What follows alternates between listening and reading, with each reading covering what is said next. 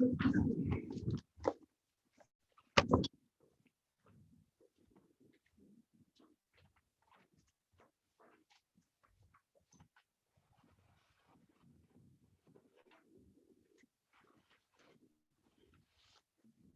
you may be seated.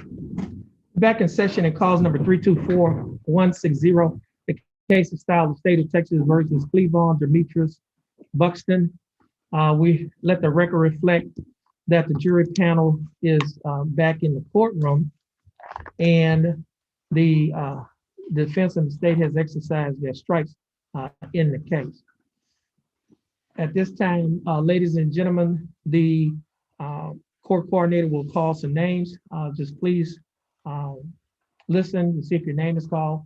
And once your name is called, you'll have a seat in the jury box. At this time, I'll put you in the hands of our court coordinator. Good afternoon. When I call your name, please have a seat in the jury box. Shirley Judson Alford.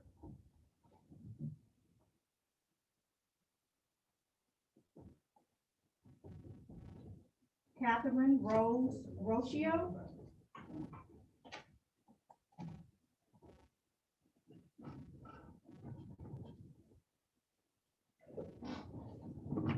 Richard L. Pitzer.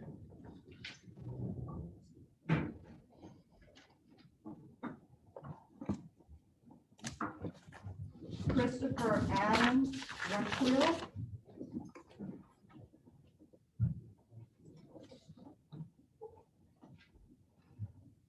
Sharon Elaine Wall.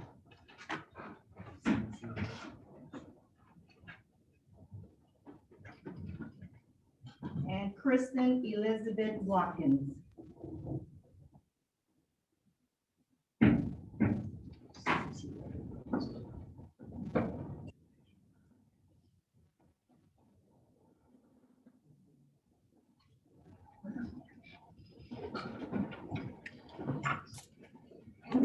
Okay, ladies and gentlemen of the jury, at this time, I need each one of you to raise your right hand so I may administer the second oath. Okay, once I finish administering the oath, please say I do. Do each of you solemnly swear that in the case of the state of Texas versus Cleavon Demetrius Buxton, the defendant, you will a true verdict render according to the law and the evidence, so help you God? Okay, you may put your hand down.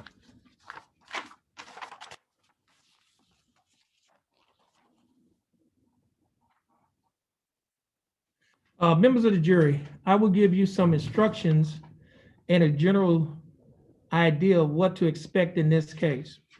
Every case is composed of facts and the law as it applies to the particular case. The facts the facts come from the witness on the witness stand. The law comes from the statutes, codes, rules, and court decisions interpreting them and how they may apply to this case. You and I have equal authority in this case, but it is divided authority. You are the sole judges of the facts, and I am the sole judge of the law. You are the sole judges of the credibility of the witnesses and the weight to be given their testimony. You may or you can believe all of what a witness says, part of what a witness says, or none of what a witness says. As the trial progresses, the attorneys will probably make objections to questions asked by the other attorney or witnesses, or objections to the introduction of documents or objects. This means that in the objecting attorney's opinion, there is a legal reason why the testimony or document or object should not be received by you. Sometimes I will simply sustain or overrule the objection. At other times, it may require a lengthy discussion outside of your presence. If that happens, I will either ask you to step outside for a few minutes or ask the attorneys to come up to the bench so that you can't hear the discussion on the point of law. The reason for that, or the reason for this is, as I told you earlier, you are the sole judges of the facts you receive, and I am the sole judge of the law. I can't be with you in the jury room when you deliberate the facts. Therefore, you can't be present or within hearing when I deliberate questions of law. The reason why I will sometimes ask you to step outside is because it is simply the most efficient way to do it. Otherwise, if we were to leave the courtroom, the court reporter would have to gather her equipment and take it with her, and the attorneys would have to gather their files, etc. The rulings I do make on questions of law in your presence are not evidence, and you are to disregard them. After all the evidence is in, and both the state and the defendant have rested their cases, the court a, will prepare and submit to you a written charge instructing you on the law in this case. You will then hear oral arguments from the attorneys. The attorneys have the right to make a summation of the evidence and to make reasonable deductions from the evidence. Since the state has the burden of proof, it has the right to open and close the summation or argument. Until you retire to deliberate, do not discuss this case amongst yourselves, and under no circumstances should you permit anyone to discuss the case with you. Do not attempt to learn from any source outside of the courtroom anything about the facts of the case, nor attempt any independent investigation on your own. Don't visit the scene involved in the facts of the case. Don't read any reports in the newspaper or watch TV reports about the case. Do not make up your mind about this case until all the evidence is in and you have been instructed on the law. Don't take notes during the progress of the trial. Don't visit other courts during a break if a trial or other proceeding is in progress. The bailiff will hand you an identification tag identifying you as a juror.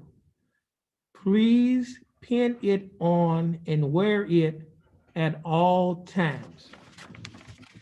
Now, ladies and gentlemen of the panel, of those who have not been selected, first of all, on behalf of the citizens of Jefferson County and behalf here of the state here, the staff here in County Court at Law Number 2, I'd like to thank you for your time and attention. Now, this will conclude your jury service.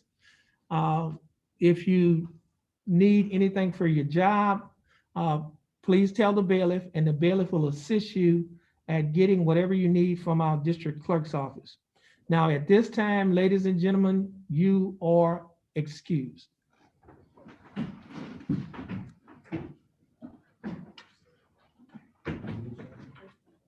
Is there someone at the office? I don't know. So we come back tomorrow.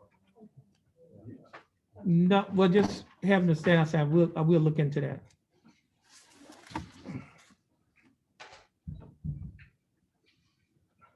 Y'all may be seated.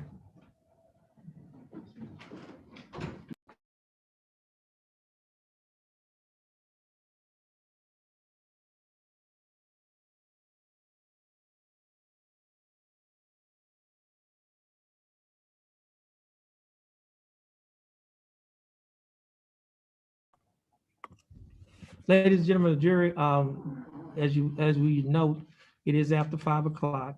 And so we will expect you to be back tomorrow at 1 o'clock. So we will start the testimony in this case. Okay. Now, the bailiff have some badges for you. And as we said earlier, make sure you wear it at all times. Okay.